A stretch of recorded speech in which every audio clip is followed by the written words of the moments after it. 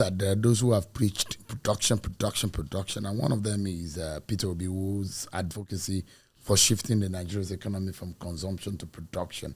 Do you believe his policies would have yielded better economic results than President Bola Tinubu's current approach?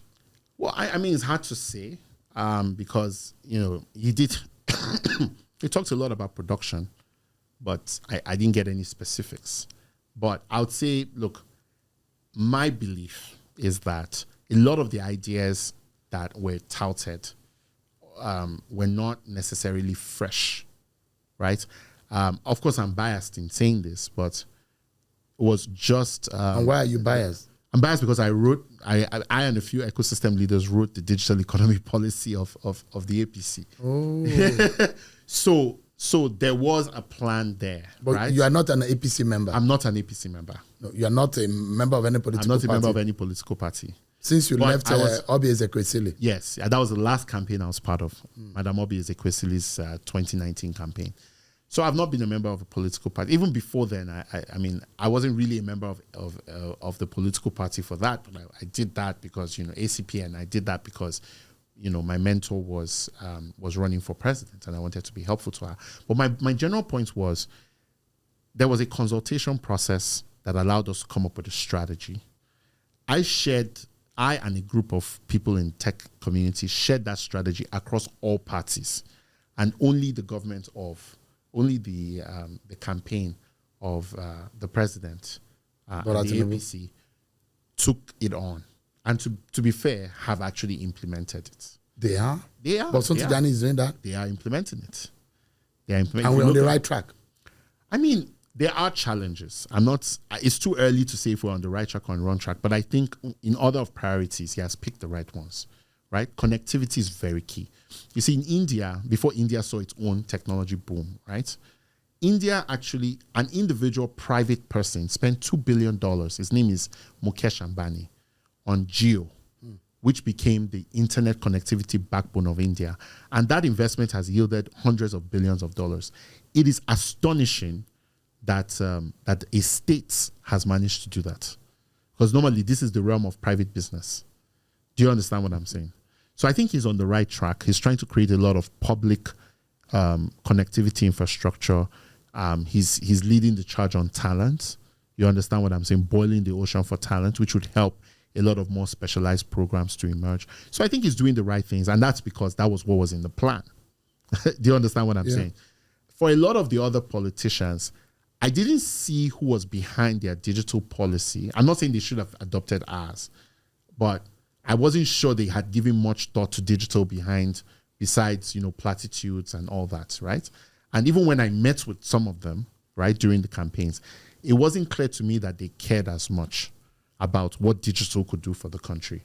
I always felt like the current president was the most serious of the three when it came to understanding the power of digital and what technology could do for the country.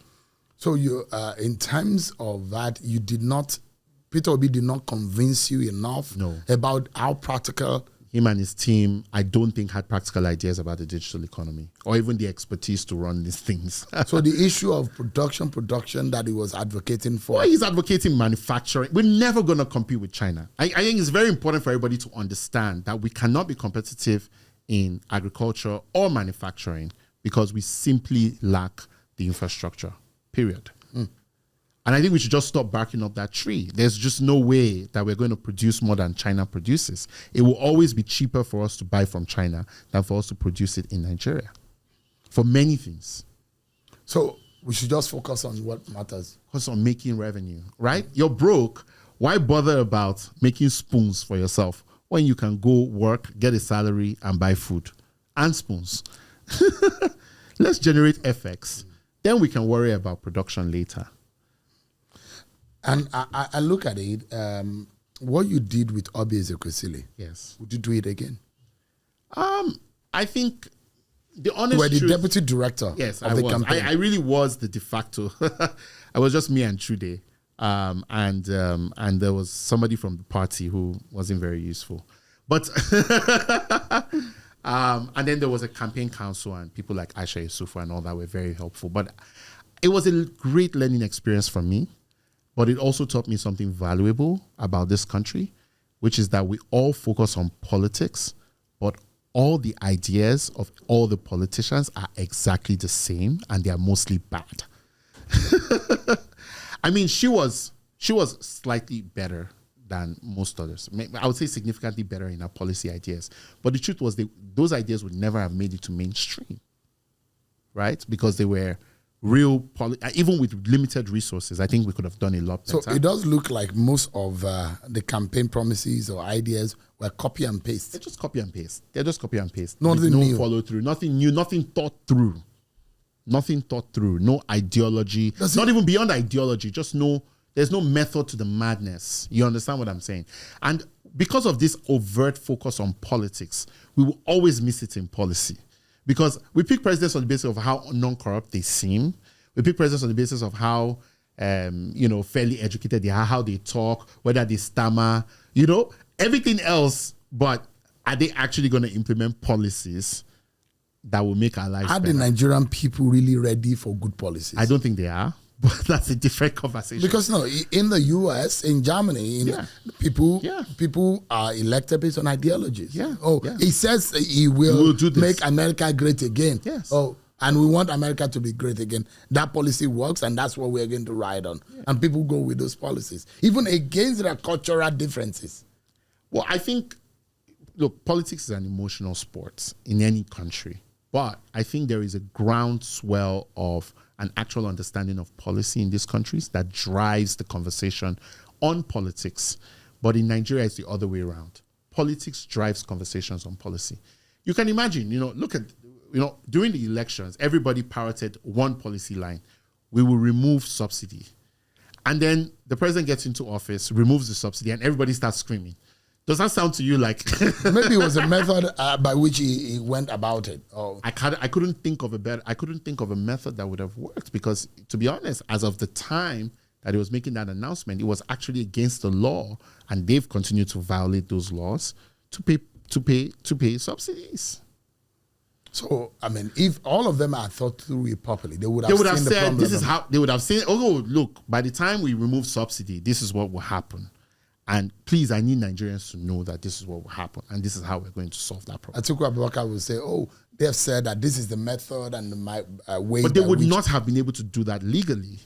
The method and whatever he was talking about, they would not have been able to do it legally, because as of June 1st, it was illegal for the government to pay subsidies. So, I mean, did you have your finger burned by... is it a case of I'm not going to go into politics again? No. I just think politics does not require exceptional talent, and it doesn't, most importantly, require you to think. But making a country work does. And for me, it was more a question of seeing where the need is. I would rather just be available to any politician, right? So you get the power, I'll do the thinking, and then we work together and make something great happen, because we love this country. You'll not be like Elon Musk. No, I'm not Elon Musk.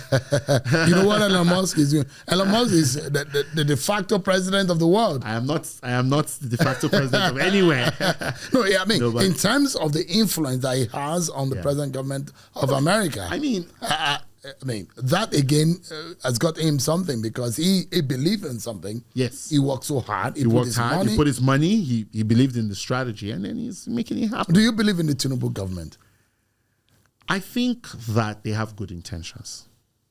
And do you think good intentions will help us get to where we're going? I don't believe good intentions are enough. I think there are parts of the government that are realistic about that understand that reality, that good intentions are not enough. And I think there are many parts of the government that have not yet come to that realization that their good intentions are not enough, and they must engage experts to help them think through the problems.